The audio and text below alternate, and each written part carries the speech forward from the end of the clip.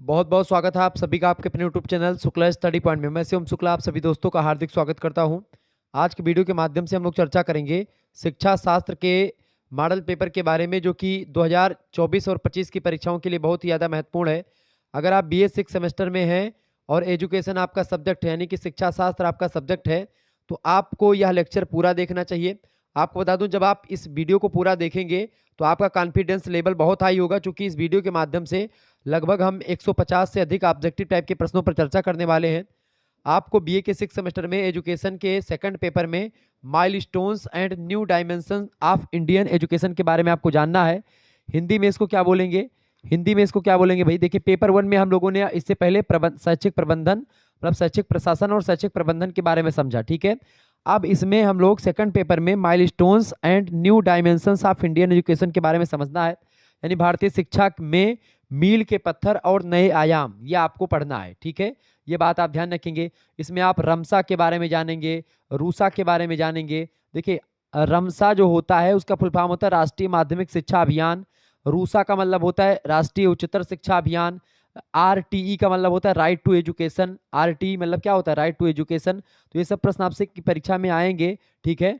इन सभी का full form को लेकर के कि भाई रमसा का फुल फॉर्म क्या है, तो आप बताएंगे राष्ट्रीय माध्यमिक शिक्षा परिषद। तो यही सब प्रश्न ये जो है, SCSA का मतलब क्या होता है? सर्व शिक्षा अभियान बोलते हैं SCSA के ए को। तो यही सब आपके मील के पत्थर हैं, जो मुख्य कार्यक्रम और जो योजनाएं चलाई गई शिक्षा को बढ़ाने के लिए, शिक्षा में इनोवेशन करने के लिए, शिक्षा में जो वैज्ञानिक जो और तकनीकी जो सुविधाएं प्रदान हुई हैं, चाहे वो इंटरनेट के द्वारा चाहे कंप्यूटर के द्वारा, ठीक है। तो उन सभी के बारे में आपको पढ़ना है, समझना है, जानना है।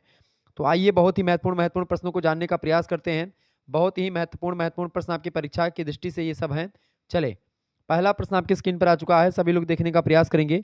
वीडियो को लाइक कर दीजिएगा, अगर चैनल पर नए आए हैं तो सब्सक्राइब जरूर कर दीजिएगा, ठीक है। चले, बहुत ही जबरदस्त क्वेश्चन है। आपको बता दूं कि कानपुर विश्वविद्यालय के लिए बहुत महत्वपूर्ण है, महात्मा गांधी काशी विद्यापीठ के लिए बहुत महत्वपूर्ण है, महात्मा ज्योतिबा फूले रोहिलखंड यूनिवर्सिटी जो है आपकी, यानी कि उसके लिए बहुत महत्वपूर्ण है, MJPRU के लिए, ठीक है। इसके अलावा CSGMU यानी कानपुर छत्रपति साहू जी महाराज यूनिवर्सिटी, इसके अलावा MSU यानी जो है मां शाकुंभरी यूनिवर्सिटी, उसके लिए बहुत महत्वपूर्ण है। इसके अलावा और भी विश्वविद्यालय आपका जो है BU झांसी बुंदेलखंड यूनिवर्सिटी झांसी के लिए बहुत ही ज़्यादा महत्वपूर्ण है लेक्चर। इसके अलावा और भी कुछ विश्वविद्यालय हैं जिनकी परीक्षाएं आप, जैसे डॉक्टर भीमराव अंबेडकर यूनिवर्सिटी के लिए बहुत ही ज़्यादा महत्वपूर्ण है। तो अगर आप इन सभी विश्वविद्यालय से संबंधित हैं, या आप और किसी विश्वविद्यालय से संबंधित है जो ऑब्जेक्टिव परीक्षा करवाता है, तो उन सभी के लिए यह लेक्चर बहुत ही ज़्यादा महत्वपूर्ण है। ये बात आप ध्यान रखेंगे। आगे जानने का प्रयास करते हैं कि इसका करेक्ट आंसर क्या हो जाएगा। सभी लोग देखने का प्रयास करेंगे, बहुत ही महत्वपूर्ण प्रश्न है परीक्षा की दृष्टि से। देखिए, पहला प्रश्न, निःशुल्क और अनिवार्य शिक्षा का प्रावधान किस धारा में है संविधान की? बताएं। तो धारा 45 में जो है निःशुल्क शिक्षा और अनिवार्य शिक्षा के बारे में बताया गया है, अनुच्छेद 45 में, ठीक है। आप ध्यान रखेंगे।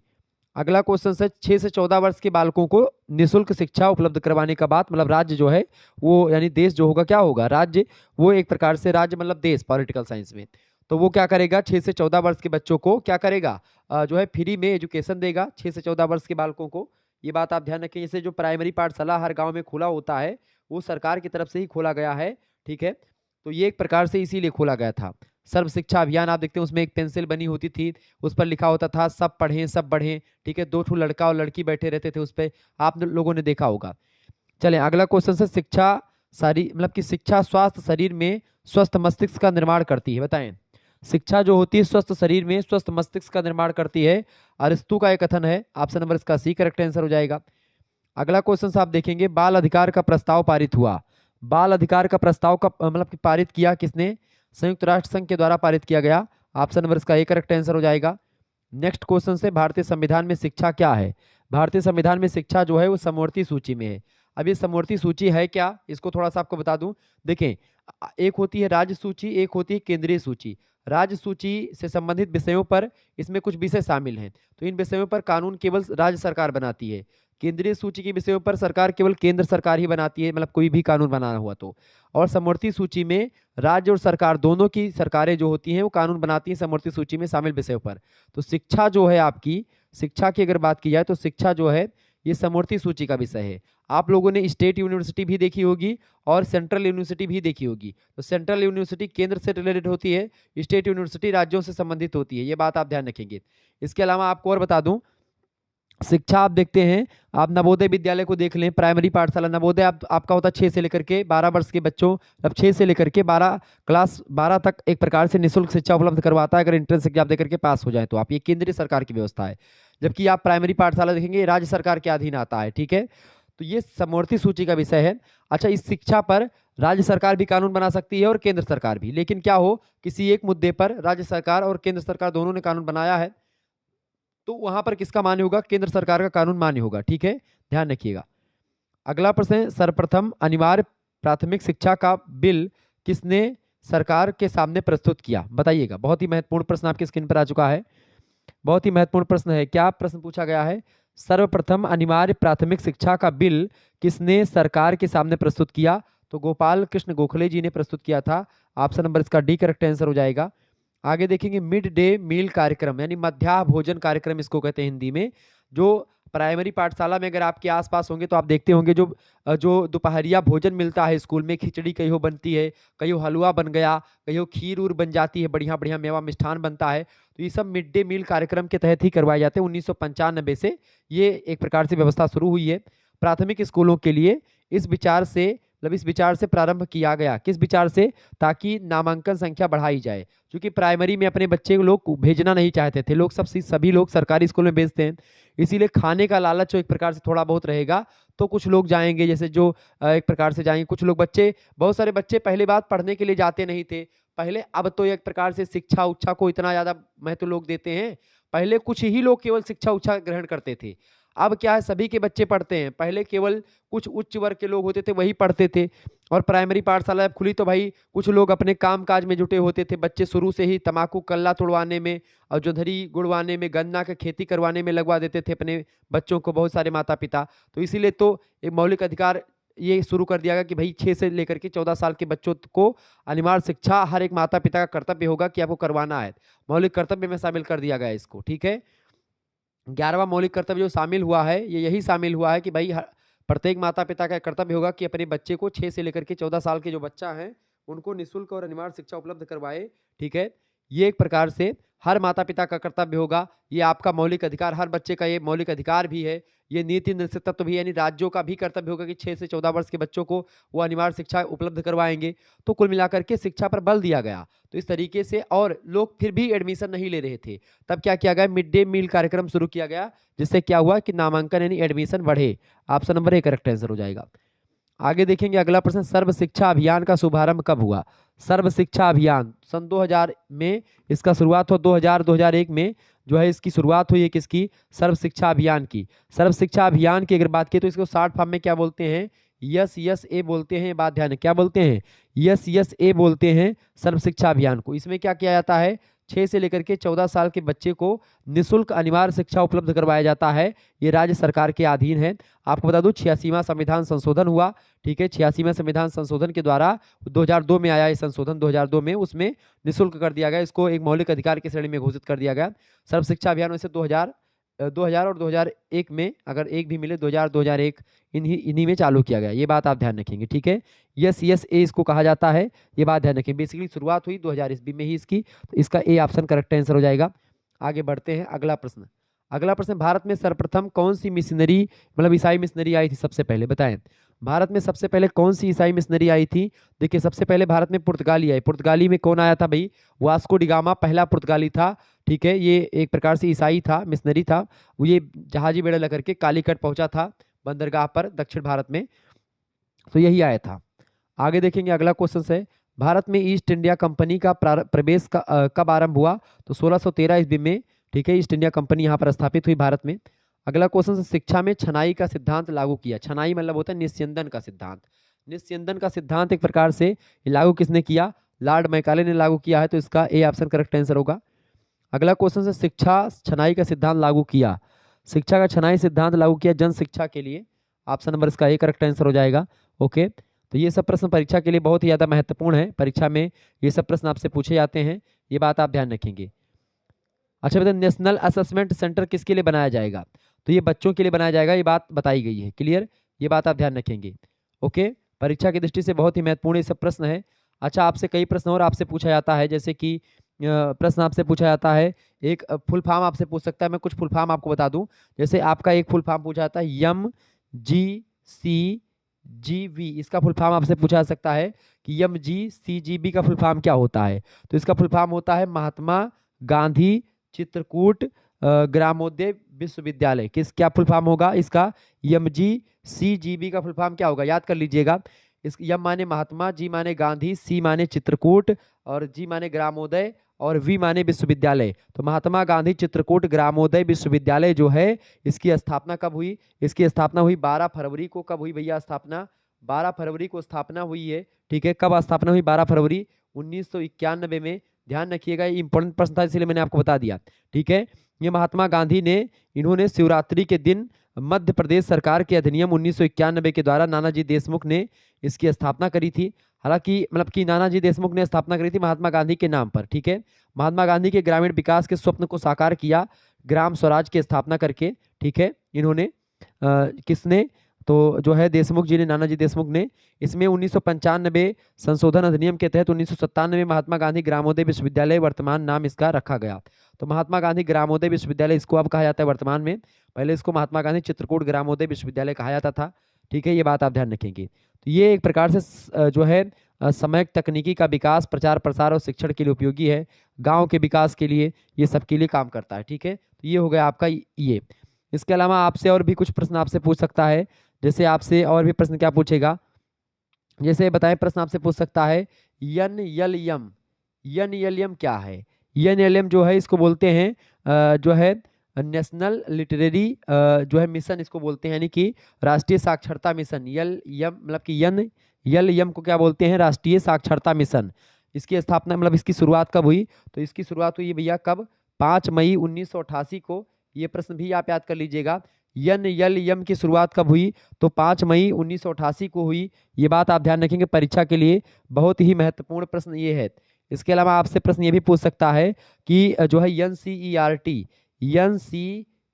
ये क्या है भैया? NCERT का फुल फॉर्म क्या है? राष्ट्रीय शैक्षिक अनुसंधान और प्रशिक्षण परिषद इसका फुल फॉर्म होता है। ठीक है, ये बात आप ध्यान रखेंगे। तो इसका फुल फॉर्म क्या? NCERT का फुल फॉर्म होता है राष्ट्रीय शैक्षिक अनुसंधान और प्रशिक्षण परिषद। इसकी स्थापना कब हुई? 1961 में इसकी स्थापना लगभग हुई है। ये बात आप ध्यान रखेंगे। तो ये सब प्रश्न परीक्षा में आपसे पूछा जा सकता है। तो मैंने कहा कि ये आपको बताने चाहिए, और भी चीज़ें आपसे पूछी जा सकती हैं। ठीक है, तो ये चीज़ें थोड़ा सा ध्यान रखिए जो मैं आपको बताने का प्रयास कर रहा हूँ, क्योंकि ऐसे ही प्रश्न आपकी परीक्षा में पूछे जाते हैं। अच्छा, शांति निकेतन की स्थापना किसने करी? तो शांति निकेतन की स्थापना रविन्द्रनाथ टैगोर ने की। इसी को, शांति निकेतन को ही विश्व भारती के नाम से जाना जाता है। ठीक है, विश्व भारती का प्राचीन नाम 1901 में शांति निकेतन रखा गया था। ठीक है, ये बात ध्यान। विश्व भारती का नाम 1918 में दिया गया। शांति निकेतन में सर्वप्रथम ब्रह्मचर्य आश्रम स्थापित हुआ, जो आध्यात्मिक शिक्षा का केंद्र हुआ करता था। तो ये सब चीज़ें हुई। तो शांति निकेतन किससे संबंधित है? टैगोर जी से संबंधित है। ये चीज़ें आप ध्यान रखेंगे। एक चीज़ और आपसे पूछा जाता है, जैसे कि फुल फॉर्म आप जान लीजिए। RTE का फुल फॉर्म बहुत पूछा गया है। RTE क्या होता है? Right to education. Right to education in शिक्षा का अधिकार जो होता है उसको RTE बोलते हैं। राइट टू एजुकेशन जो है ये 2009 से लागू हुआ है। कब लागू हुआ? 2009 से लागू हुआ है RTE कार्यक्रम। ठीक है, बात राइट टू एजुकेशन एक्ट जो होता है 2009 में लागू हुआ है। ये बात आप ध्यान रखेंगे, परीक्षा की दृष्टि से बहुत ही महत्वपूर्ण है, तो आपसे पूछा जा सकता है। ठीक है, ऐसे ही एक चीज़ और आपसे पूछा जाता है क्या भैया? तो ये बात ध्यान रखेंगे, परीक्षा के लिए महत्वपूर्ण है, इसीलिए मैं बता रहा हूँ। देखिए आगे देखेंगे। अगला आपका जैसे क्या भैया, देखें रूसा। ये भी प्रश्न आपसे बनता है, रूसा क्या है? रूसा की अगर बात की जाए तो रूसा जो होता है इसका फुल फॉर्म क्या है? इसका फुल फॉर्म है राष्ट्रीय उच्चतर शिक्षा अभियान को रूसा कहते हैं। RUSA। ठीक है, RUSA को क्या बोलते हैं? राष्ट्रीय उच्चतर शिक्षा अभियान। राष्ट्रीय उच्चतर शिक्षा अभियान इसका फुल फॉर्म होता है रूसा का। ये बात आप ध्यान रखेंगे, परीक्षा के लिए आपका बहुत महत्वपूर्ण है। ये प्रश्न आपसे पूछा जाता रहता है। रूसा कार्यक्रम जो है सही मायने में ये शुरू हुआ है, जो 2013 के बाद में ही सही मायने में रूसा की शुरुआत हुई है, मई महीने के बाद में। ये बात ध्यान रखेंगे। उच्च शिक्षा विभाग मानव संसाधन विकास मंत्रालय की एक योजना है रूसा। ठीक है, जिसका उद्देश्य है राज्य उच्च शिक्षा विभागों और संस्थानों को महत्वपूर्ण केंद्रीय वित्तीय सहायता प्रदान करना और व्यापक उद्देश्यों का उपयोग जो है मतलब कि इक्विटी और उत्कृष्टता को प्रदान करना, ये रूसा का उद्देश्य है। ये बात आप ध्यान रखेंगे। तो ये हो गया रूसा। रमसा तो आप लोग जान ही गए हैं, रमसा क्या होता है? रमसा को क्या बोलते हैं? यस ए रमसा, रमसा का फुल फॉर्म क्या होता है? राष्ट्रीय माध्यमिक शिक्षा परिषद, राष्ट्रीय माध्यमिक शिक्षा अभियान, राष्ट्रीय माध्यमिक शिक्षा अभियान रमसा का फुल फॉर्म होता है। रमसा की शुरुआत कब हुई? तो 2009-10 में रमसा की शुरुआत हुई, 2009-10 में। ये बात ध्यान रखेंगे, भारत सरकार की एक प्रमुख योजना है, माध्यमिक शिक्षा तक पहुंच बढ़ाती है ये, इसकी गुणवत्ता में सुधार करती है माध्यमिक शिक्षा में, ये बात आप ध्यान रखेंगे। क्लियर? तो ये बहुत ही महत्वपूर्ण प्रश्न थे जो मैंने आपको बताए। और जो है आपसे पूछेगा कि इसका फुल फॉर्म क्या होता है, जो मैंने आपको शुरुआत में बताया। यस ए क्या है? यस ए क्या होता है? जो है सर्व शिक्षा अभियान बोलते हैं यस ए को। इसकी शुरुआत कब हुई? तो 2000 ईस्वी में हुई इसकी शुरुआत, ठीक है, 2000 ईस्वी में, या 2001 मिले तो भी 2001 भी आप लगा सकते हैं। तो इस तरीके से चीज़ें मैंने आपको बता दी जो कि आपकी परीक्षा के लिए बहुत ही ज़्यादा महत्वपूर्ण थी। आगे बढ़ते हैं और भी चीज़ों को जानने का प्रयास करते हैं। अगला क्वेश्चन, चलें, अगला क्वेश्चन आपकी स्क्रीन पर आ चुका है, फटाफट से आप लोग देखने का प्रयास करेंगे। बहुत ही महत्वपूर्ण प्रश्न है, वनस्थली विद्यापीठ की स्थापना कब हुई? बताएं, सभी लोग बताने का प्रयास करेंगे भैया। करेक्ट आंसर इसका क्या हो जाएगा, बताइएगा। इसका करेक्ट आंसर क्या हो जाएगा भैया? फटाफट से आप लोग बताने का प्रयास करेंगे। इंपॉर्टेंट क्वेश्चन आपकी स्क्रीन पर आ चुका है, बताइएगा राइट आंसर इसका क्या हो जाएगा। चले,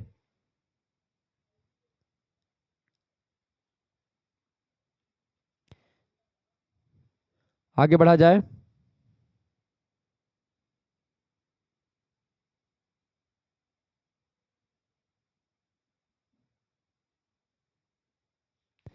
आगे बढ़ते हैं, चले। वनस्थली विद्यापीठ की स्थापना कब हुई भाई? फटाफट से आप लोग बताने का प्रयास करेंगे। वनस्थली विद्यापीठ, वनस्थली विद्यापीठ की अगर बात की है तो इसकी स्थापना हुई 6 अक्टूबर 1935 को। 6 अक्टूबर 1935, 6 अक्टूबर डी में दिया है, 6 अक्टूबर 1935, तो इसका करेक्ट आंसर क्या हो जाएगा? 6 अक्टूबर 1935 में वनस्थली विद्यापीठ की स्थापना हुई है, ठीक है। और स्वतंत्रता सेनानी और शिक्षाविद थे हीरालाल शास्त्री और रतन शास्त्री, इन दोनों ने मिलकर के वनस्थली विद्यापीठ की स्थापना करी। किसने किसने? ध्यान रखिएगा, हीरालाल शास्त्री और रतन शास्त्री ने मिलकर के स्थापना करी है। वनस्थली विद्यापीठ भारत में राजस्थान राज्य के टोंक जिले में स्थित एक विश्वविद्यालय है, और यह एक डीम्ड विश्वविद्यालय है जो कि माध्यमिक, वरिष्ठ माध्यमिक और स्नातक और स्नातकोत्तर डिग्री स्तरों पर काम करता है। 1983 में इसको डीम्ड विश्वविद्यालय घोषित किया गया है, ये बात भी आप ध्यान रखेंगे। प्रश्न अगला आ चुका है, वनस्थली विद्यापीठ की स्थापना किसने करी? तो हीरालाल शास्त्री और रतन शास्त्री ने करी। ऑप्शन नंबर इसका ए करेक्ट आंसर हो जाएगा।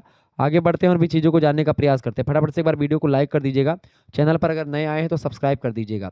प्रश्न अगला है, वनस्थली विद्यापीठ है, वनस्थली विद्यापीठ डीम्ड विश्वविद्यालय है एक। ऑप्शन नंबर इसका बा करेक्ट आंसर हो जाएगा। अगला क्वेश्चन है, वनस्थली विद्यापीठ को डीम्ड विश्वविद्यालय घोषित किया गया कब? तो वनस्थली विद्यापीठ को डीम्ड विश्वविद्यालय घोषित किया गया कब भैया? 1983 में। ऑप्शन नंबर इसका सी करेक्ट आंसर हो जाएगा। नेक्स्ट क्वेश्चन आप देखेंगे, प्रश्न है, पंचमुखी शिक्षा की नींव रखी किसने रखी? पंचमुखी शिक्षा की नींव किसने रखी भैया?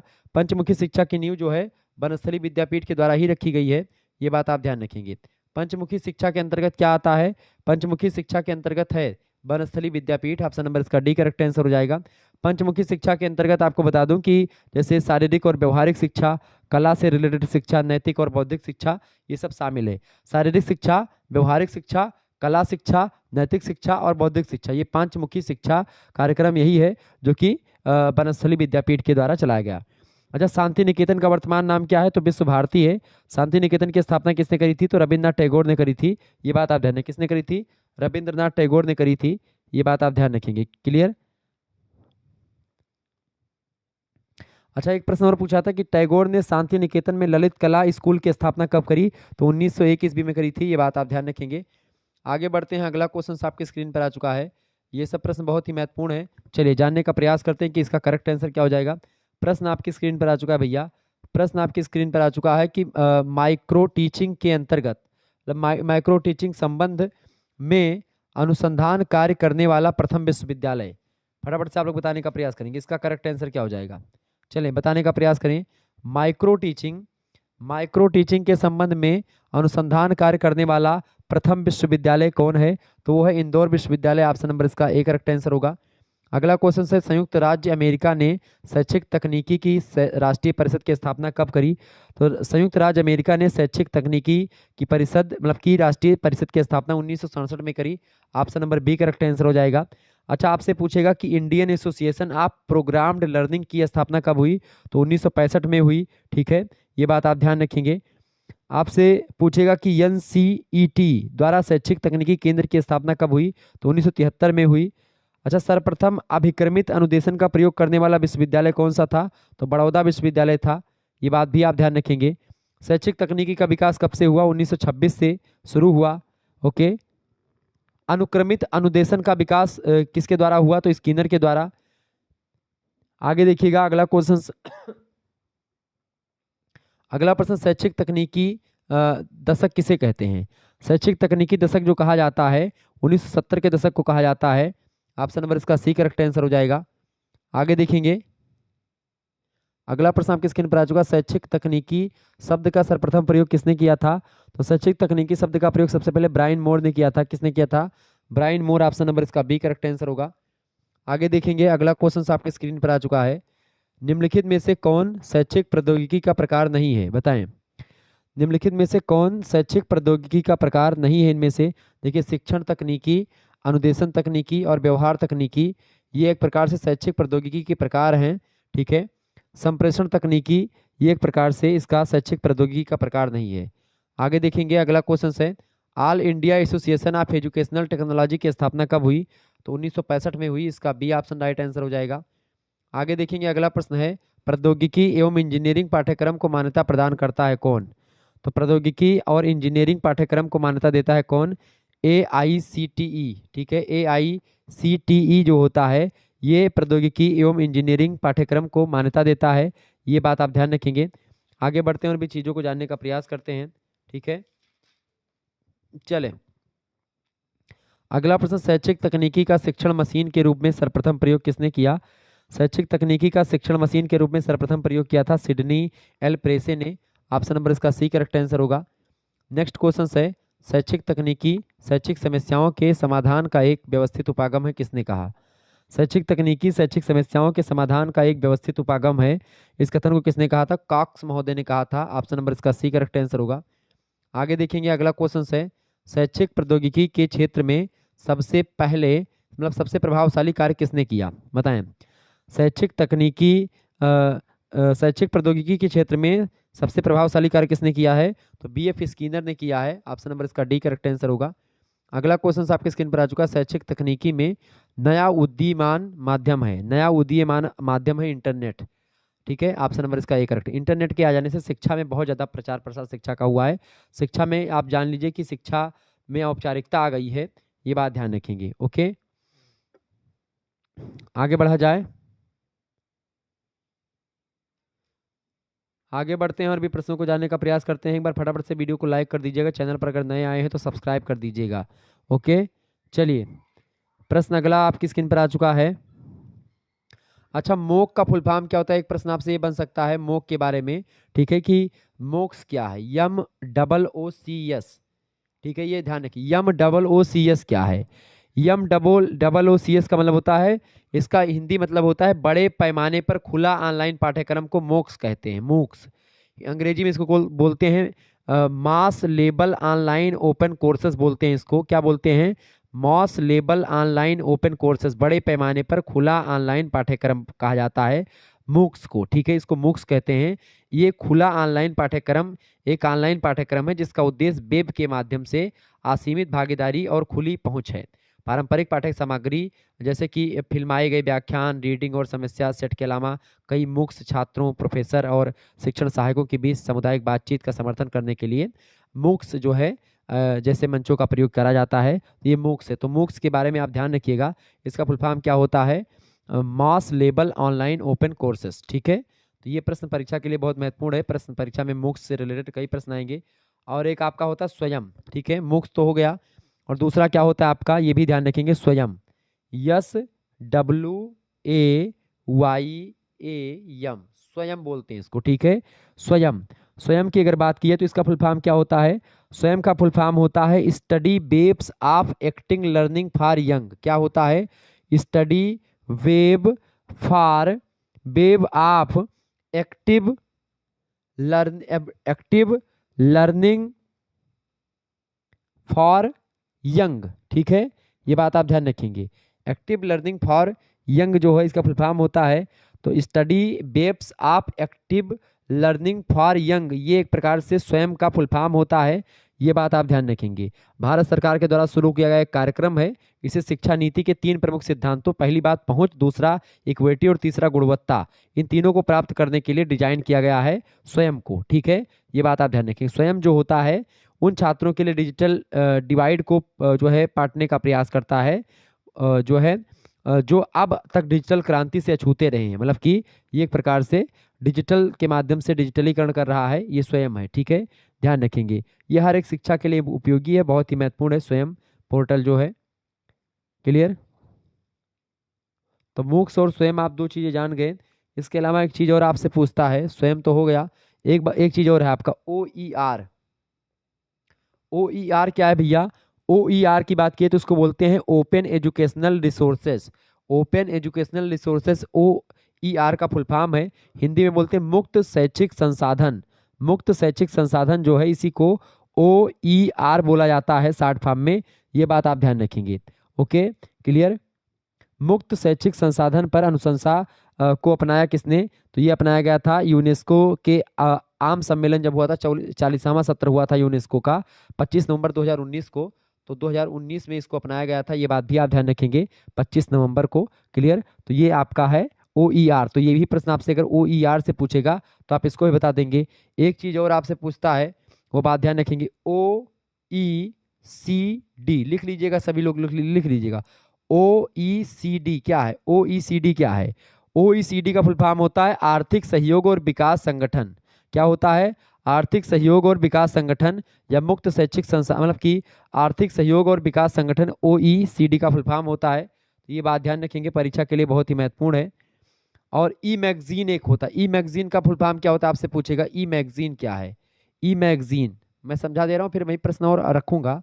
मैगजीन, ठीक है, प्रश्नों को मैंने रखा है। ई मैगजीन क्या है? ई मैगजीन का मतलब, तो ई माने होता है इंटरनेट। जब भी ई का मतलब बात करें तो ई मतलब इंटरनेट, तो मतलब सॉरी इलेक्ट्रॉनिक। जैसे जो है ईमेल का मतलब क्या होता है? ईमेल, ई पाठ्यक्रम या ई एजुकेशन। ई मतलब होता है इलेक्ट्रॉनिक। ठीक है, तो इलेक्ट्रॉनिक मैगनीज को इलेक्ट्रॉनिक पत्रिका कहा जाता है हिंदी में। तो इसका फुल फॉर्म क्या होता है? इलेक्ट्रॉनिक पत्रिका होती है। ठीक है, मतलब कि ऐसा पेपर जिसको आप ना छू सकते हैं, ना ही एक प्रकार से उसको जो है छू सकते, आप छू नहीं सकते हैं, बस उसको आप इलेक्ट्रॉनिक डिवाइस जैसे मोबाइल, लैपटॉप, इन सभी की मदद से आप उसको देख पाएंगे, पढ़ पाएंगे। उसी को ई मैगनीज बोलते हैं, जैसे PDF वगैरह पर आप पढ़ते हैं वो होता है। ठीक है, ई मैगनीज एक होता है। इसके अलावा एक चला है आपका ई जर्नल। ठीक है, ई जर्नल्स, इलेक्ट्रॉनिक जर्नल्स उसको बोलते हैं। ठीक है, इसके अलावा ई पाठशाला, आप लोगों ने नाम सुना होगा, ई पाठशाला। ठीक है, ई पाठशाला जो है लॉन्च किया गया कब? नवंबर 2015 से ई पाठशाला लॉन्च हुआ है। तो ये सब चीज़ें ध्यान रखेंगे, परीक्षा के लिए बहुत महत्वपूर्ण है। तो मैं इन चीज़ों को इसीलिए पहले आपको समझा दे रहा हूँ ताकि कोई दिक्कत आपको ना हो। ठीक है,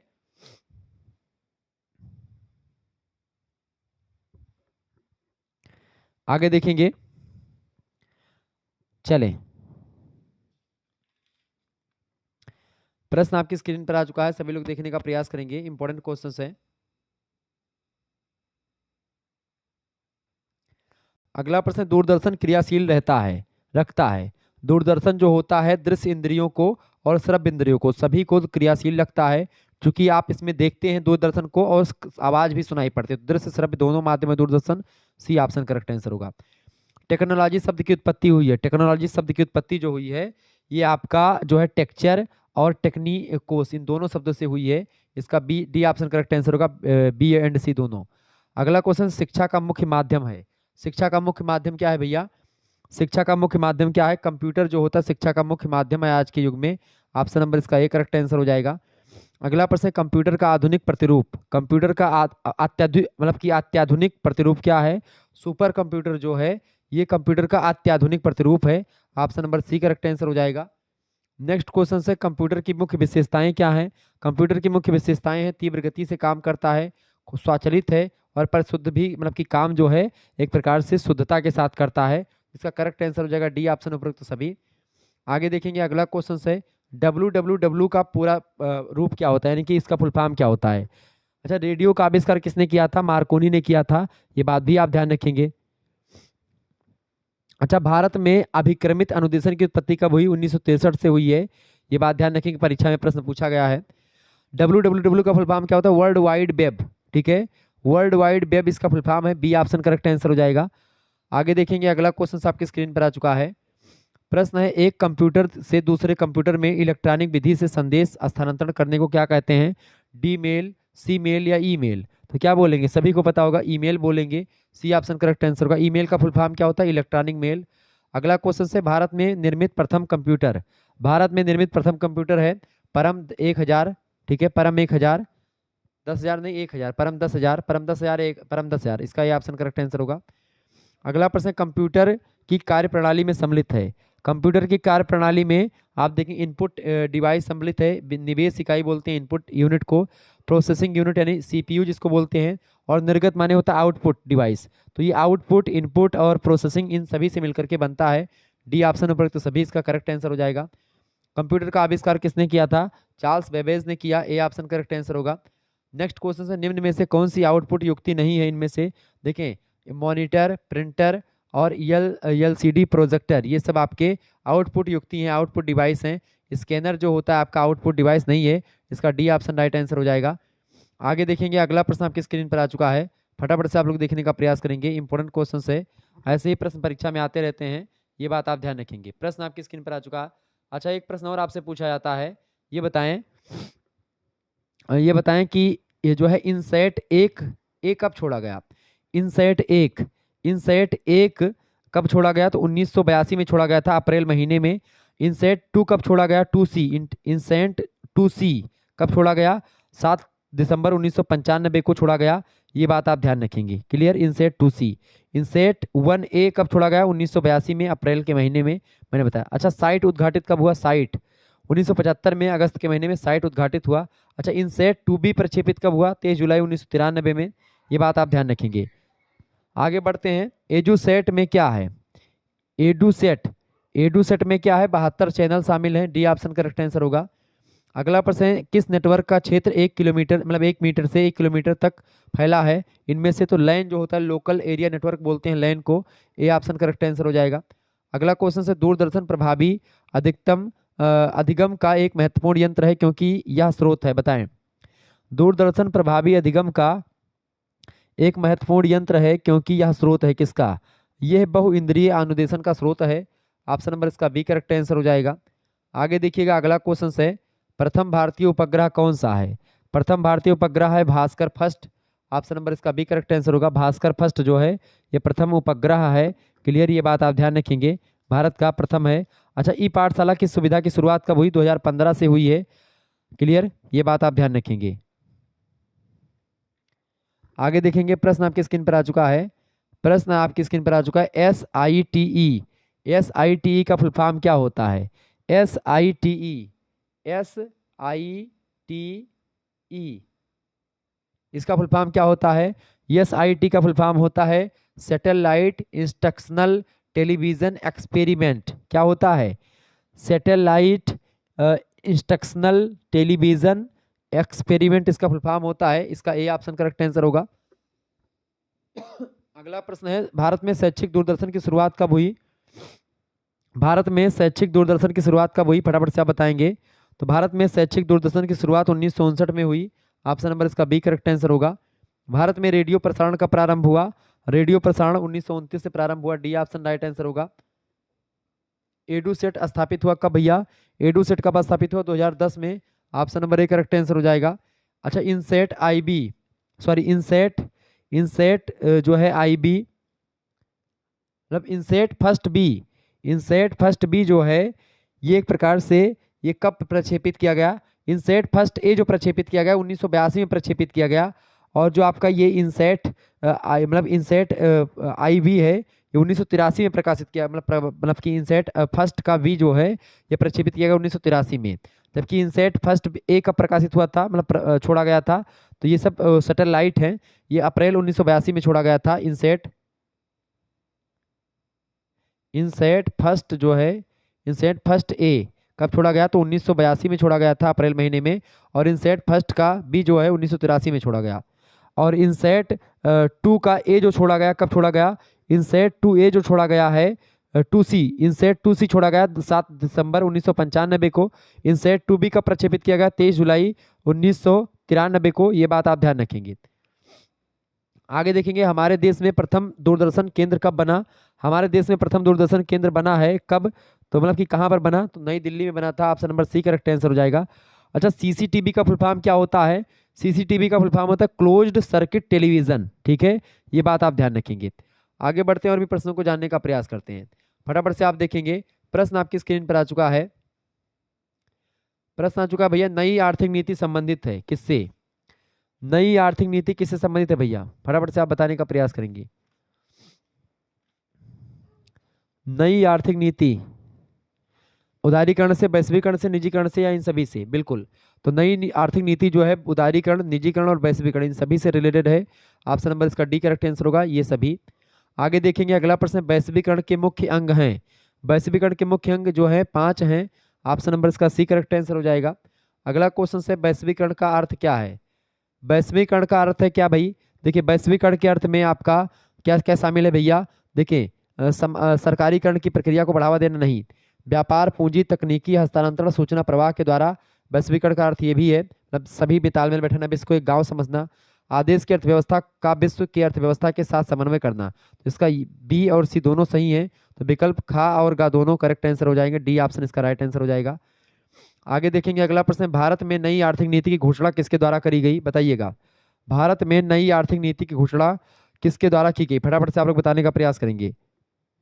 भारत में नई आर्थिक नीति की घोषणा किसके द्वारा की गई, तो डॉक्टर मनमोहन सिंह के द्वारा की गई थी। इसका ए ऑप्शन करेक्ट आंसर होगा। अगला क्वेश्चन से, मानव अधिकारों का प्रथम चार्टर है। मानव अधिकारों का प्रथम चार्टर कौन सा है, तो है साइरस सिलेंडर। ऑप्शन नंबर इसका बी करेक्ट आंसर होगा। नेक्स्ट क्वेश्चन से, अंतर्राष्ट्रीय मानव कानून में किसकी महत्वपूर्ण भूमिका रही है। अंतर्राष्ट्रीय मानव कानून में किसकी महत्वपूर्ण योगदान रहा है, तो संयुक्त राष्ट्र संघ का। ऑप्शन नंबर इसका ए करेक्ट आंसर होगा। ऐतिहासिक दस्तावेज मानव अधिकारों के सार्वभौमिक घोषणाओं को किसके द्वारा अपनाया गया, तो ऐतिहासिक दस्तावेज मानव अधिकारों का घोषणा पत्र सार्वभौमिक, ये यूएनओ के द्वारा अपनाया गया, संयुक्त राष्ट्र संघ के द्वारा, यूएनओ के द्वारा। ऑप्शन नंबर इसका सी करेक्ट आंसर होगा। अगला क्वेश्चन है, संयुक्त राष्ट्र संघ द्वारा मानव की सार्वभौमिक घोषणा कब अपनाई गई, तो ये कब अपनाई गई थी, संयुक्त राष्ट्र संघ के द्वारा 10 दिसंबर 1948 को। देखिए इसमें यूएनओ और संयुक्त राष्ट्र संघ दोनों एक ही है, यूएनओ लगाओ चाहे ये लगाओ, दोनों का मतलब एक ही है। ठीक है, ध्यान रखेंगे। अंग्रेजी में यूएनओ बोलते हैं, ठीक है, और हिंदी में संयुक्त राष्ट्र संघ बोलते हैं। अगला क्वेश्चन है, 10 दिसंबर 1900 विश्व मानवाधिकार दिवस कब मनाया जाता है, तो 10 दिसंबर को मनाया जाता है। 1948 को क्या हुआ था, 1948 10 दिसंबर को संयुक्त राष्ट्र संघ के द्वारा मानव की सार्वभौमिक घोषणा पत्र अपनाई गई थी। Option number C correct answer होगा। मानव आयोग के अध्यक्ष थे कौन, प्रथम अध्यक्ष, तो एलेनोर रोसलेट जो थे ये थे। ऑप्शन नंबर इसका डी करेक्ट आंसर हो जाएगा। आगे बढ़िएगा, अगला प्रश्न आपकी स्क्रीन पर आ चुका है, फटाफट से आप लोग देखने का प्रयास करेंगे, बहुत ही महत्वपूर्ण प्रश्न है, चले जानने का प्रयास करिएगा। प्रश्न है, पर्यावरण को ऊर्जा प्राप्त होती कहाँ से, बताएं। पर्यावरण को ऊर्जा कहाँ से प्राप्त होती है भैया, तो पर्यावरण को ऊर्जा भगवान सूर्य से प्राप्त होती है। बिल्कुल, इसका करेक्ट आंसर क्या हो जाएगा, पर्यावरण को ऊर्जा कहाँ से प्राप्त होती है, भगवान सूर्य से प्राप्त होती है। इसका करेक्ट आंसर क्या हो जाएगा, ए ऑप्शन करेक्ट आंसर हो जाएगा। ए ऑप्शन इसका राइट आंसर हो जाएगा। अगला प्रश्न है, पर्यावरण से जलवायु पर क्या प्रभाव पड़ता है, तो पर्यावरण से जलवायु पर एक प्रकार से क्या प्रभाव पड़ता है भैया, कोई प्रभाव नहीं पड़ता, या प्रभाव पड़ता है या अनिश्चित, या फिर इनमें से कोई नहीं। तो पर्यावरण से पर्यावरण से जलवायु पर क्या प्रभाव पड़ता है, पर्यावरण का जलवायु पर प्रभाव पड़ता है कि नहीं, तो बिल्कुल पड़ता है प्रभाव, खूब ज्यादा। बी ऑप्शन करेक्ट आंसर होगा।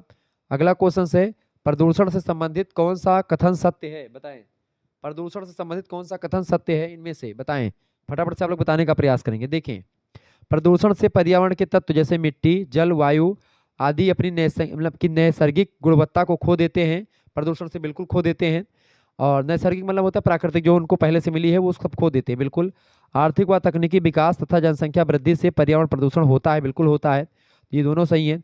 मानव प्रदूषण मानव की विकास प्रक्रिया की देन है, बिल्कुल, जो मनुष्य डेवलपमेंट कर रहा है। आजकल देख रहे हैं गर्मी कितना हो रहा है, तो इसका कारण क्या है, प्रदूषण, इसका कारण क्या है, इसका कारण ये है कि भाई मानव आर्थिक विकास कर रहा है, सबके घर में एसी लग गई है, तो क्या होगा, पानी कहाँ बरसेगा, पूरी नमी वायु की खींच ले रहा है पूरा का पूरा एसी। तो इसका करेक्ट आंसर क्या हो जाएगा, डी ऑप्शन उपरोक्त सभी इसका राइट आंसर हो जाएगा। ठीक है, आगे बढ़ते हैं। अच्छा, आईसीटी का फुल फॉर्म क्या होता है, एक प्रश्न आप ध्यान रखेंगे, आईसीटी आईसीटी का फुल फॉर्म क्या होता है? इंफॉर्मेशन एंड कम्युनिकेशन टेक्नोलॉजी इसका मतलब होता है, ध्यान रखेंगे, प्रश्न आपसे पूछा जाता है। आईसीटी, आईसीटी का फुल फॉर्म क्या होता है? आईसीटी इसका फुल फॉर्म क्या होता है भैया? आईसीटी का फुल फॉर्म होता है इंफॉर्मेशन एंड कम्युनिकेशन टेक्नोलॉजी। अगला प्रश्न आपकी स्क्रीन पर आ चुका है। भूमि, नदी, तालाब, समुद्र और वायु को प्रदूषण से मुक्त रखने के लिए कौन सा अधिनियम पारित किया गया? बताइए, बहुत बढ़िया प्रश्न है। भूमि, नदी, तालाब, समुद्र और वायु को प्रदूषण से मुक्त रखने के लिए पर्यावरण संरक्षण अधिनियम आया था 1981 का। ऑप्शन नंबर इसका ए करेक्ट आंसर होगा। 1986 में इसका संशोधन किया गया। पर्यावरण संरक्षण अधिनियम 1981 से शुरू हुआ, 1986 में भी आया बाद में। अगला प्रश्न, ध्वनि प्रदूषण नियंत्रण के लिए कौन सा कानून है? बताएं, ध्वनि प्रदूषण नियंत्रण के लिए कौन सा कानून है भैया?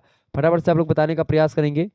इंपॉर्टेंट क्वेश्चन आपके लिए है, सभी लोग बताने का प्रयास करेंगे। बताइए।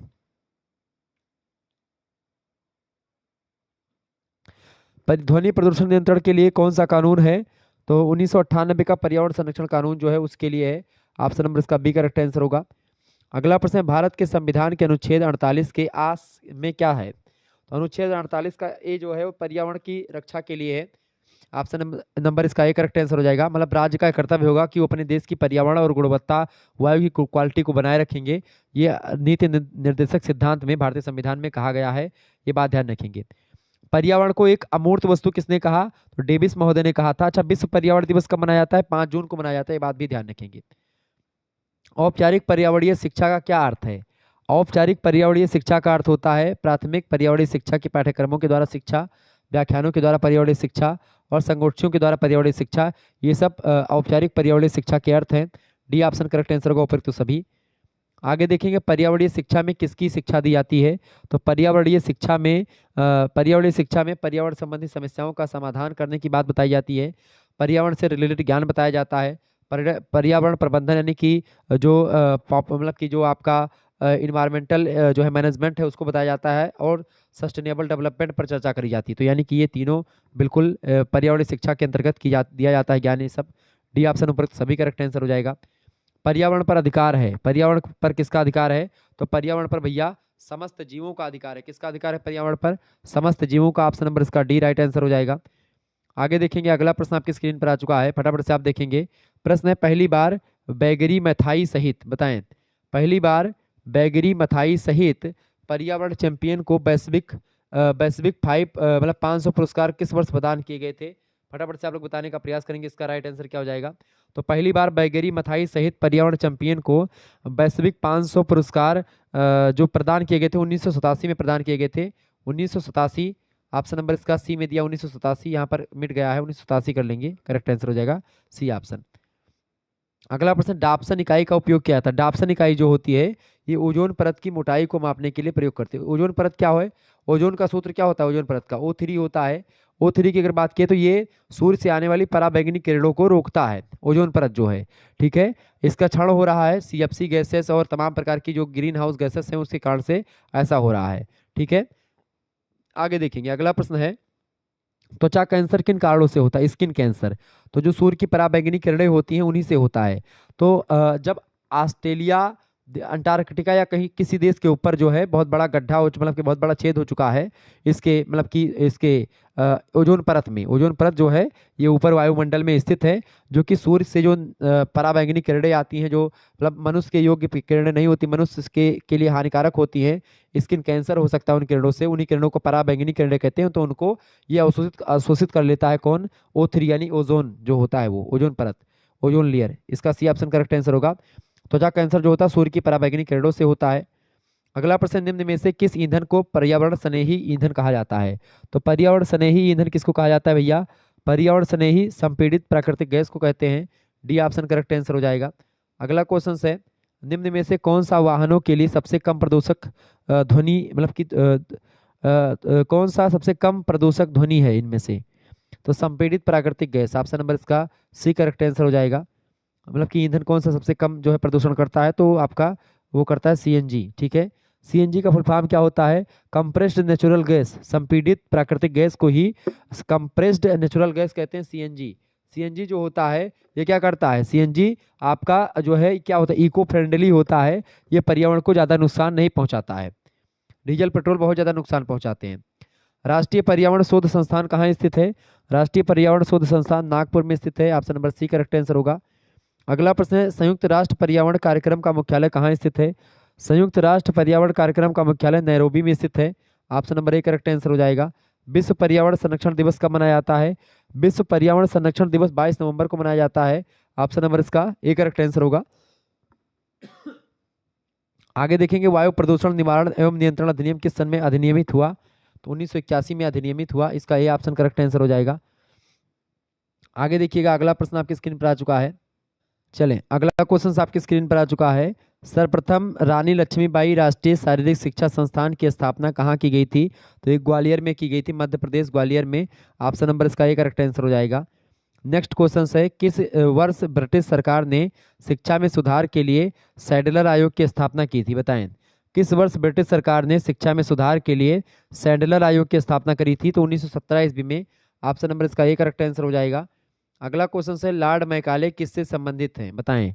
लॉर्ड मैकाले किससे संबंधित हैं, अंग्रेजी शिक्षा से रिलेटेड हैं Lord Macaulay, option number A correct answer होगा। अगला प्रश्न, सर चार्ल्स वुड का आज्ञापत्र प्रकाशित हुआ, सर चार्ल्स वुड का आज्ञापत्र 19 जुलाई 1854 में प्रकाशित हुआ, ऑप्शन नंबर इसका ए करेक्ट आंसर हो जाएगा। अगला क्वेश्चन है, अधोगामी निस्यंदन का मतलब कि निस्पंदन का सिद्धांत जो है, अधोगामी निस्पंदन का सिद्धांत किसने दिया, तो थॉमस बैम्बिगटन मैकाले ने दिया इसको, ऑप्शन नंबर इसका बा करेक्ट आंसर हो जाएगा।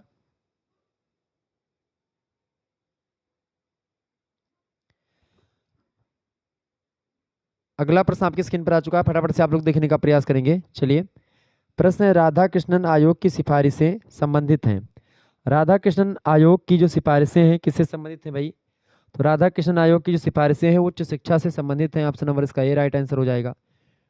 आगे देखेंगे, अगला प्रश्न है, निरौपचारिक शिक्षा की विभिन्न साधनों से किस आयु वर्ग के लिए अधिक दबाव डाला गया था, तो निरौपचारिक शिक्षा के विभिन्न साधनों के लिए 20 से 35 वर्ष के लिए दबाव डाला गया था, इसका डी ऑप्शन करेक्ट आंसर होगा। शिक्षा के औपचारिक साधन कौन कौन से हैं, देखें औपचारिक साधनों में आपका विद्यालय आएगा, विश्वविद्यालय आएगा, ठीक है, कॉलेज आएंगे, पुस्तकालय आएगा, संग्रहालय आएगा, ये सब औपचारिक साधन हैं शिक्षा के, जबकि परिवार और समाज जो होता है ये अनौपचारिक साधन है शिक्षा का। अगला, और रेडियो टेलीविजन ये सब जो आपके हैं शिक्षा के, ये सब निरौपचारिक साधन है या नौपचारिक। अगला क्वेश्चन है, परिवार शिक्षा का सर्वोत्तम स्थान है और बालक जो प्रथम विद्यालय है, यह कथन किसका है, बताएं। परिवार शिक्षा का सर्वोत्तम स्थान है और बालक जो प्रथम विद्यालय है, यह कथन किसका है, तो पेस्टलाजी ने कहा था, बी ऑप्शन करेक्ट आंसर होगा। पेस्टलाजी एक शिक्षा शास्त्री है। अगला प्रश्न है, अगला क्वेश्चन है, बालक यानी बच्चे का मस्तिष्क कोरी स्लेट की तरह होता है, यह कथन किसका है, तो यह कथन रूसो का है, Jean Jacques Rousseau, option number A correct answer हो जाएगा। अगला क्वेश्चन है, एनईपी 2020 का मसौदा किस समिति ने तैयार किया था, तो कस्तूरी रंगन समिति ने तैयार किया था। नेशनल एजुकेशन पॉलिसी जो 2020 में आई, जिसके तहत आपकी परीक्षा हर 4 महीने पर हो रही इस समय। मैं तो परेशान इसलिए हो गया हूँ कि भाई अभी पेपर 5th सेमेस्टर का होता नहीं कि 6th सेमेस्टर के पेपर शुरू हो जाते हैं।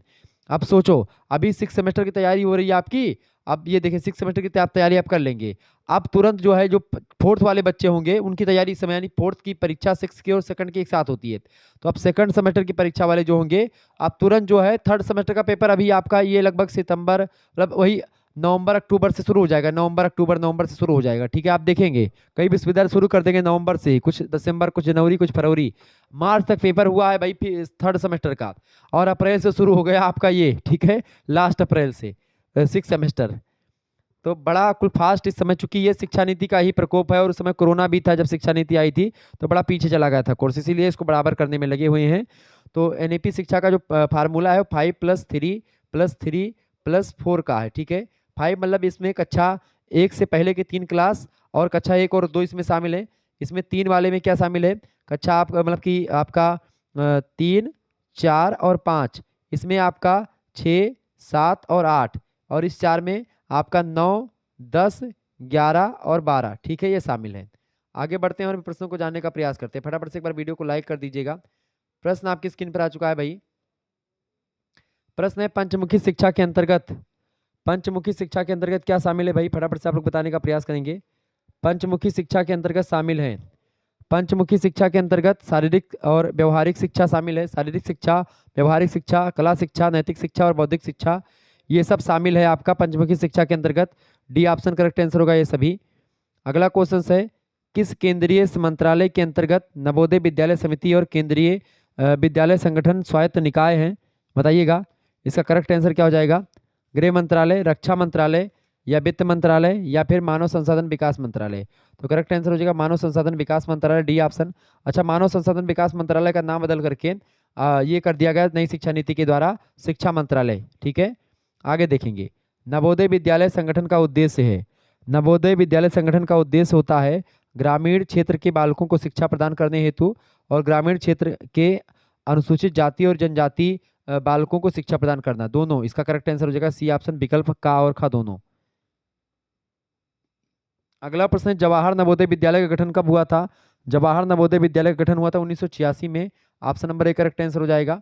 अगला प्रश्न, नवोदय विद्यालय संगठन संबंधित है, जवाहर नवोदय विद्यालय संगठन जो संबंधित है ये केंद्रीय माध्यमिक शिक्षा बोर्ड नई दिल्ली से रिलेटेड है, ऑप्शन नंबर इसका बा करेक्ट आंसर होगा। अगला प्रश्न, नवोदय विद्यालय का ध्येय क्या है, प्रज्ञान ब्रह्म इसका ध्येय है, ऑप्शन नंबर इसका सा करेक्ट आंसर हो जाएगा। आगे देखेंगे, अगला प्रश्न आपकी स्क्रीन पर आ चुका है, फटाफट से आप लोग देखने का प्रयास करेंगे, बहुत ही महत्वपूर्ण प्रश्न है। प्रश्न है, कोमल उपागम को जाना जाता है, बताएं। कोमल उपागम को जाना जाता है तकनीकी के रूप में, सभी तकनीकी यानी अनुदेशन तकनीकी, शिक्षण तकनीकी और व्यवहार तकनीकी, ये कोमल उपागम को इन सभी तकनीकी के रूप में जाना जाता है, डी ऑप्शन करेक्ट आंसर होगा, सभी तकनीकी। अगला प्रश्न, शिक्षण तकनीकी का मुख्य विषय क्या है। शिक्षण तकनीकी का मुख्य विषय है विश्लेषण करना, व्यवहार का निरीक्षण करना, मूल्यांकन करना, ये सभी, डी ऑप्शन करेक्ट आंसर होगा उपयुक्त सभी। आगे देखेंगे, शिक्षण तकनीकी में बल दिया जाता है किस पर। शिक्षण तकनीकी में योजना व्यवस्था पर और प्रस्तुतिकरण और मूल्यांकन पर, इन सभी पर बल दिया जाता है, इसका सी ऑप्शन करेक्ट आंसर होगा, ए और बी दोनों पर, योजना व्यवस्था प्रस्तुतिकरण और मूल्यांकन, इन सभी पर। अगला प्रश्न, ज्ञानात्मक भावात्मक और क्रियात्मक उद्देश्य प्राप्त करते हैं।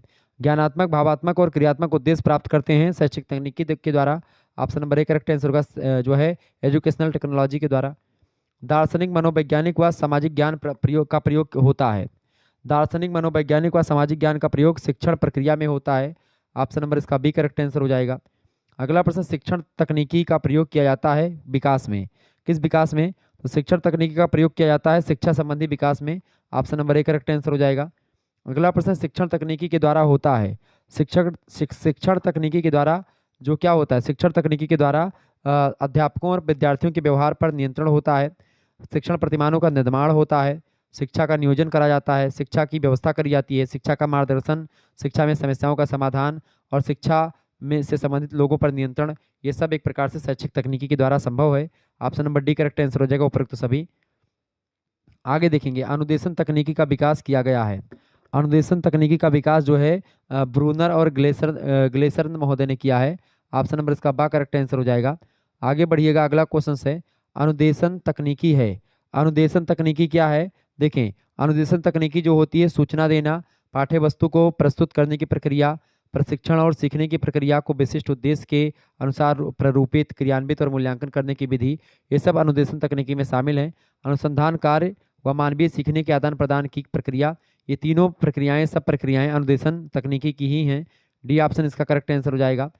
आगे देखेंगे, अगला प्रश्न आपकी स्क्रीन पर आ चुका है, किसने कहा कि आरेख जितना ही सरल मतलब जितना ही अधिक सरल होगा उतना ही अधिक उसका प्रत्यक्ष प्रभाव पड़ेगा, ये किसने कहा, तो इसको कहा था ग्रीन और जो है बिचरनफ ने, ऑप्शन नंबर इसका डी करेक्ट आंसर होगा। अगला क्वेश्चन आपकी स्क्रीन पर आ चुका है, फटाफट से आप लोग देखने का प्रयास करेंगे। प्रश्न है आपका, अनुदेशन तकनीकी का रूप है, अनुदेशन तकनीकी का रूप होता है अनुदेशन अधिगम अनुदेशन, ऑप्शन नंबर इसका बी करेक्ट आंसर हो जाएगा।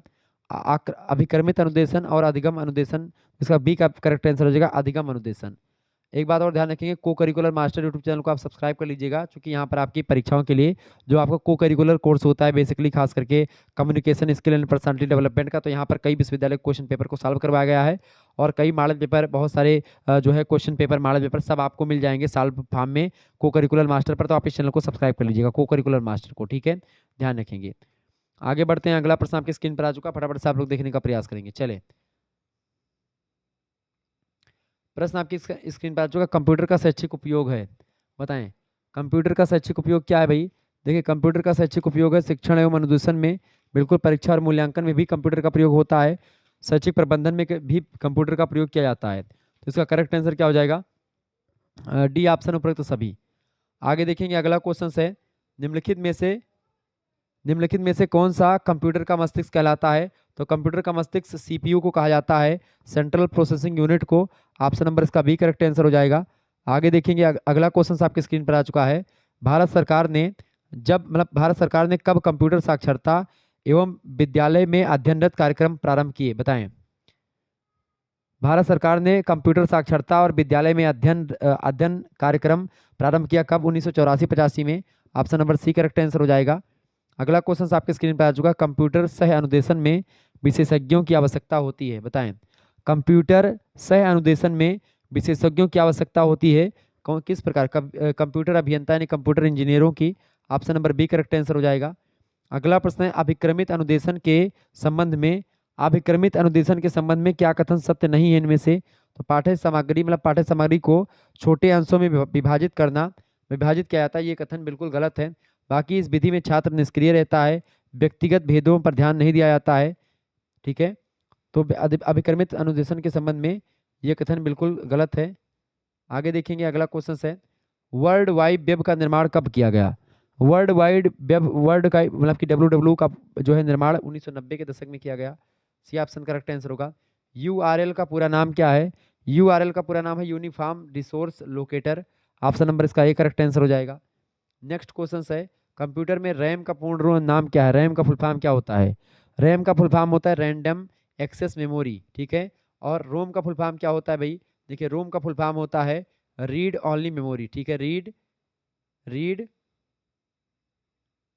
Only memory. ठीक है, ध्यान रखेंगे, रोम का फुल फॉर्म होता है। आगे देखेंगे अगला प्रश्न आपकी स्क्रीन पर आ चुका है, भारत का प्रथम शैक्षिक रेडियो स्टेशन कहाँ स्थापित किया गया? फटाफट से आप लोग बताने का प्रयास करेंगे, इसका करेक्ट आंसर क्या हो जाएगा? भारत का प्रथम शैक्षिक रेडियो स्टेशन कहाँ पर स्थापित किया गया? तो ये स्थापित किया गया था मुंबई में। सी ऑप्शन इसका करेक्ट आंसर हो जाएगा। अगला क्वेश्चन है,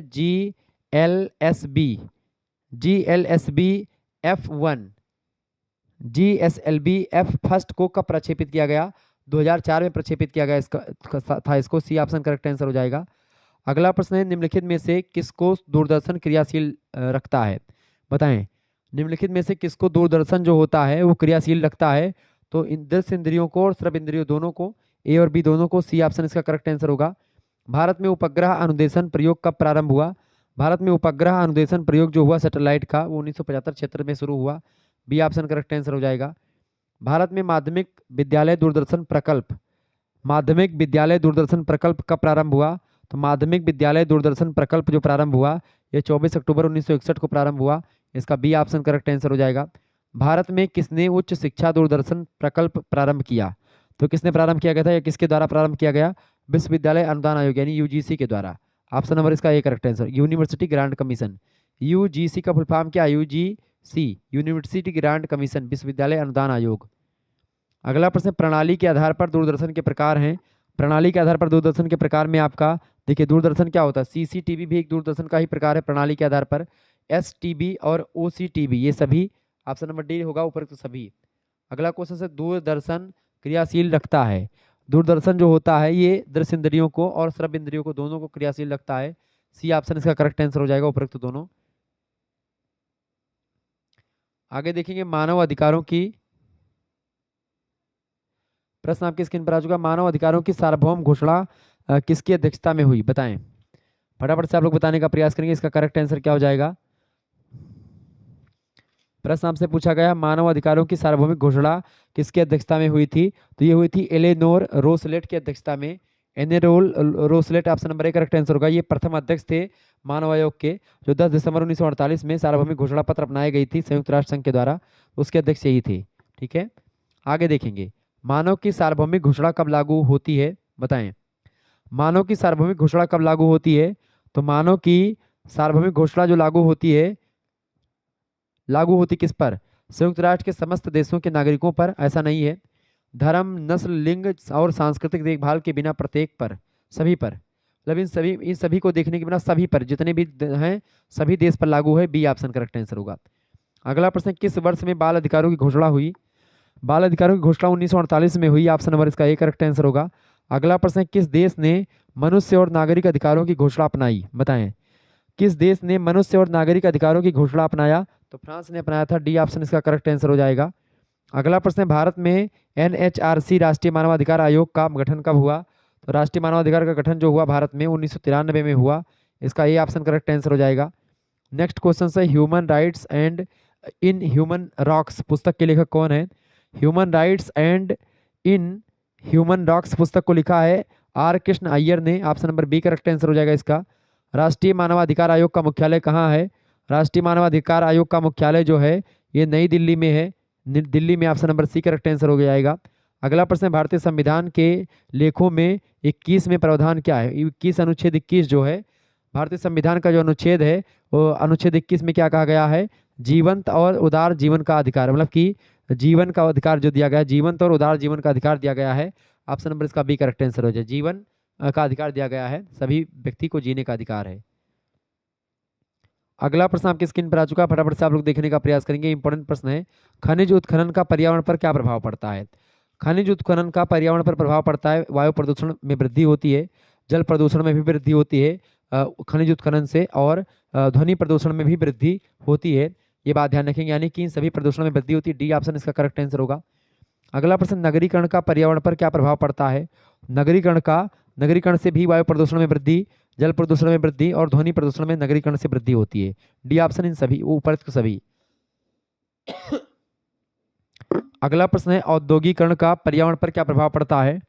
तो औद्योगिकरण का पर्यावरण पर प्रभाव क्या पड़ता है भैया? वायु प्रदूषण में वृद्धि, जल प्रदूषण में भी वृद्धि और ध्वनि प्रदूषण में भी वृद्धि होती है। औद्योगिकरण, नगरीकरण और खनिज उत्खनन, इन सभी से देखें, खनिज उत्खनन, नगरीकरण और औद्योगिकरण, इन सभी का प्रभाव जो है पर्यावरण पर प्रतिकूल पड़ता है। वायु प्रदूषण में वृद्धि होती है इन तीनों से, जल प्रदूषण में भी और ध्वनि प्रदूषण में भी वृद्धि होती है, इसका डी ऑप्शन करेक्ट आंसर होगा। अगला प्रश्न है, स्टॉकहोम में आयोजित प्रथम विश्व पर्यावरण सम्मेलन में कितने देशों के राष्ट्राध्यक्षों ने भाग लिया था? तो 119 देशों के राष्ट्राध्यक्षों ने भाग लिया था, इसका बी ऑप्शन करेक्ट आंसर हो जाएगा। भारत में 1989 में सीजीआर पर्यावरणीय शिक्षा केंद्र की स्थापना कहाँ पर हुई थी? पर्यावरणीय शिक्षा केंद्र सीजीआर की स्थापना 1989 में भारत में चेन्नई में हुई थी, ऑप्शन नंबर इसका ए करेक्ट आंसर होगा। अगला प्रश्न, पर्यावरण का जैविक कारक कौन है? पर्यावरण का जैविक कारक कौन है भैया? पर्यावरण का जैविक कारक है वनस्पति, option number A correct answer हो जाएगा। अगला प्रश्न है, पर्यावरण पर नजर रखने वाली संस्था कौन सी है? तो वर्ल्ड वॉच जो है ये पर्यावरण पर नजर रखने वाली संस्था है, ऑप्शन नंबर इसका ए करेक्ट आंसर हो जाएगा। अगला प्रश्न है, पर्यावरण संरक्षण का क्या अभिप्राय है? पर्यावरण संरक्षण का मतलब होता है प्राकृतिक संसाधनों का संरक्षण किया जाए, इसका सी ऑप्शन करेक्ट आंसर होगा। पर्यावरण संसाधन मतलब प्राकृतिक संसाधनों के संरक्षण को ही पर्यावरण संरक्षण कहा जाता है, सी ऑप्शन करेक्ट आंसर होगा। आर्थिक विकास का पर्यावरण पर क्या प्रभाव पड़ता है? आर्थिक विकास का पर्यावरण पर प्रतिकूल प्रभाव पड़ता है, पर्यावरण का ह्रास होने लगता है इससे, ठीक है, ऑप्शन नंबर इसका सी करेक्ट आंसर होगा। नेक्स्ट क्वेश्चन है, आर्थिक विकास से कौन सी क्रिया स्वतः होने लगती है? देखिए, प्राकृतिक मतलब कि आर्थिक विकास से क्या होता है? सबसे पहली बात, आर्थिक विकास से औद्योगिकरण होता है, वनों का विनाश होता है और नगरीकरण बढ़ता है, इसका डी ऑप्शन करेक्ट आंसर होगा, उपरोक्त सभी, डी ऑप्शन। अगला क्वेश्चन है, भारत सरकार ने पर्यावरण संबंधी अलग विभाग की स्थापना कब करी? तो भारत सरकार ने पर्यावरण संबंधी अलग विभाग की स्थापना 1 नवंबर 1980 को करी थी, ए ऑप्शन इसका करेक्ट आंसर हो जाएगा। आगे बढ़ते हैं, अगला प्रश्न आपकी स्क्रीन पर आ चुका है, फटाफट से आप लोग देखने का प्रयास करेंगे, इंपॉर्टेंट क्वेश्चन है, चलें बताइएगा इसका करेक्ट आंसर क्या हो जाएगा भाई। बहुत ही महत्वपूर्ण प्रश्न आपकी स्क्रीन पर आ चुका है। निम्नलिखित में से कौन से 3 आर पर्यावरण अनुकूलन से संबंधित हैं? बताएं, 3 आर, तो एक देखें जो है कम करें, मतलब पर्यावरण का प्रदूषण जो है, सबसे पहली बात एक तो कम करें पर्यावरण का प्रदूषण, इसके अलावा पुनः उपयोग और पुनर्वर्तन, मतलब कि संसाधनों के दोहन से। तो पर्यावरण अनुकूलन से संबंधित है आपका संसाधन, पर्यावरण के जो संसाधन है प्राकृतिक संसाधन उनका प्रयोग कम करें, पुनः उपयोग करने वाले संसाधनों का प्रयोग करें और पुनर्वर्तन करें, ऑप्शन नंबर इसका बा करेक्ट आंसर होगा। आगे देखेंगे, वन्य जीव सप्ताह कब मनाया गया? बहुत ही महत्वपूर्ण प्रश्न है ये सब, बताएं वन्य जीव सप्ताह कब मनाया जाता है? वन्य जीव सप्ताह जो मनाया जाता है 2 अक्टूबर से 8 अक्टूबर को, ऑप्शन नंबर इसका ए करेक्ट आंसर हो जाएगा। अगला क्वेश्चन है, सबसे पहली राष्ट्रीय वन नीति कब बनाई गई? सबसे पहली राष्ट्रीय वन नीति 1980 में बनाई गई। ऑप्शन नंबर इसका बी करेक्ट आंसर होगा। राष्ट्रीय पर्यावरण मास का आयोजन होता है। राष्ट्रीय पर्यावरण मास जो है, राष्ट्रीय पर्यावरण मास का आयोजन 19 नवंबर से 18 दिसंबर होता है, एक महीने में। ऑप्शन नंबर इसका ए करेक्ट आंसर होगा। अगला प्रश्न, पर्यावरण संरक्षण का अर्थ है। पर्यावरण संरक्षण का अर्थ होता है प्राकृतिक संसाधनों के संरक्षण से। ऑप्शन नंबर इसका बी करेक्ट आंसर होगा। अगला प्रश्न, विश्व वन्यजीव कोष का प्रतीक है। विश्व वन्यजीव कोष का प्रतीक होता है लाल पांडा। ऑप्शन नंबर इसका बी करेक्ट आंसर होगा। चिपको आंदोलन की शुरुआत किसने करी? चिपको आंदोलन की शुरुआत किसके नेतृत्व में हुई थी भैया? सुंदरलाल बहुगुणा के नेतृत्व में हुई थी। आपको तो चिपको आंदोलन जानते हैं क्या था? पेड़ों की कटाई से रिलेटेड है। वन को काटने से रोकने के लिए चिपको आंदोलन शुरू किया गया। इसमें क्या होता था कि जब पेड़ों को काटने के लिए आते थे लोग, तो क्या करते थे, सुंदरलाल बहुगुणा और इनकी टीम पेड़ों को चिपक जाते थे पकड़ करके कि भाई तो इसीलिए इसको चिपको आंदोलन कहा गया, क्योंकि पेड़ों को पकड़ चिपक जाते थे कि भाई पहले मेरे को काट दो फिर पेड़ काटना। मतलब पेड़ों से इतना प्यार था। और सुंदरलाल बहुगुणा जी को प्रणाम करो आप सभी लोग, क्योंकि इनके द्वारा बहुत सारे जो है एक प्रकार से आंदोलन करा गया कि भाई पेड़ को काटने से रोका जाए। सरकार के खिलाफ आंदोलन किया, सभी के खिलाफ आंदोलन किया। अगला प्रश्न है, वह अंतर्राष्ट्रीय समझौता जिसके द्वारा कार्बन डाइऑक्साइड और ग्रीन हाउस गैसेस का उत्सर्जन को कम करना स्वीकार किया गया। तो ये किया गया था किसके द्वारा भैया? क्योटो प्रोटोकॉल जो आया था जापान में 1997 के द्वारा। Kyoto protocol Japan 1997। Option number इसका बी करेक्ट आंसर हो जाएगा। तो इस तरीके से आप लोगों ने बहुत सारे इंपॉर्टेंट प्रश्नों को समझ लिया, जो कि आपकी परीक्षा की दृष्टि से बहुत महत्वपूर्ण थे। मैंने लगभग आपको 150 से अधिक ऑब्जेक्टिव टाइप के प्रश्नों के बारे में बताया, और मैंने बीच बीच में और भी चीज़ों को आपको बता दी, ताकि जो आपकी परीक्षा के लिए बहुत महत्वपूर्ण प्रश्न थे, तो आपके लिए बहुत ही इंपॉर्टेंट है। आप किसी भी विश्वविद्यालय, किसी भी कॉलेज में पढ़ रहे हैं, आपके लिए लेक्चर 100% महत्वपूर्ण है। ठीक है, यही प्रश्न आपकी परीक्षा में 100% आएंगे। तो आप इस वीडियो को अंत तक देखें, इसके लिए आपका बहुत बहुत धन्यवाद। को करिकुलर चैनल को आप सब्सक्राइब कर लीजिएगा, BA करेकर यूट्यूब चैनल को सब्सक्राइब कर लीजिएगा। इसके अलावा BA करेकर यूट्यूब चैनल, को करिकुलर मास्टर यूट्यूब चैनल, और इसके अलावा आप हमको इंस्टाग्राम पर भी फॉलो कर सकते हैं, शुक्ला स्टडी पॉइंट पर। ठीक है, शुक्ला स्टडी पॉइंट के नाम से ID है, इंस्टाग्राम पर आप फॉलो कर सकते हैं हमको। धन्यवाद, मिलते हैं फिर नेक्स्ट वीडियो में। बहुत बहुत धन्यवाद आप सभी का। ठीक है, बहुत बहुत धन्यवाद भाई। Good night, I love you, सभी को बहुत बहुत धन्यवाद। वीडियो को लाइक कर दीजिए, चैनल पर करना है तो सब्सक्राइब जरूर कर दीजिएगा।